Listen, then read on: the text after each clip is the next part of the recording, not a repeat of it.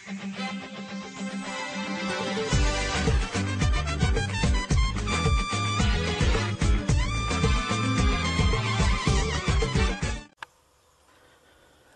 ny volana jona teo no efa nanomboka ny veriny sokatra sy nampieliny onjam-peony ny radio fahazavana valonvalopolo teboka enina rehefa nitsahatra hatramin'ny taona 2024.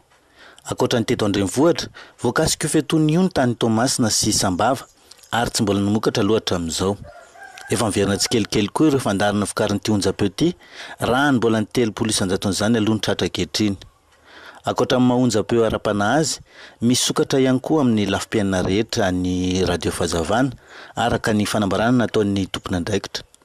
Mandeha tsy misy fiantonana ny onjam-peo, saingy kosa mbola misedra olana eo amin'ny fampivelarana ny fiainona azy izay tsony izy ireo ny tolo-tanan'ny tsara sitrapo.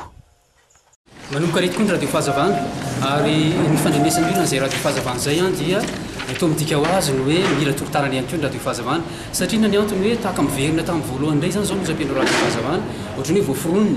vokatr'ireo hoe tsy fahampian'ireo karazana fitaovana maro samihafa amin'izao fotoana izao kanefa dia miezaka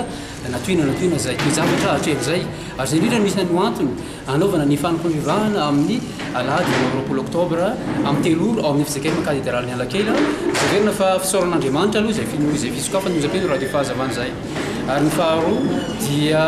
ny fampahafantarana ihany koa ny olona rehetra sy ny olombelona manontolo hoe misokatra ny radio ary miara-miasa amin'ny olombelona rehetrarehetra sady mila mitantsorika na ny fanoana sy ny fanampiana amin'ny olombelona ihany koa. Tsy radio evangelika fa radio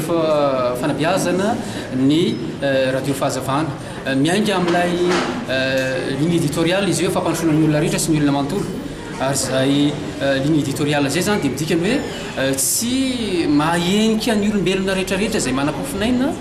na mino izy na tsy mino ny onjam-peon'ny radio fahazavana ary na kristiana izy na tsy kristiana fa mametraka kosa nefa ilay targetra amin'izay hoe maharadio am-piangonana azy zay. Noho izany dia miezaka mampandroso ny olombelona rehetrarehetra izy saina vatana fanahy mila fialam-boly ireo mila fampalalambo avao ireo ary indrindra mila itoriana filazantsara ihany koa ireo dia ihany koa ny hoe ny olombelona rehetrarehetra zany tsy hakanavaka zany zay no azo anavana an'izay. Misy ny olana sedrain'ny radio fahazavana amin'izao fotoana izao satria mbola vitsy ny faritra maheno radio fahazavana noho ny lafiny ara-teknika maro samihafa izay fananaovana iantso avo amin'ny olona maro samihafa raha mbola anaovana iantso avy ihany mba afaka hanome tolo-tanana ahafahana mba manaparika ho lavidavitra kokoa izay onjam-peon'ny radio fahazavana izay dia anisan'ny antony raingezabe zany izay heverina ny hoe mbola hatrena mikasika an'izany hoe faisceau zany olana mbola hatrena mikasika ny émetteur ny antenne sy ny sisa zany indrindra ihany koa izay heverina fa équipement technique eo anivon'ny studio na d'émission na studio de production.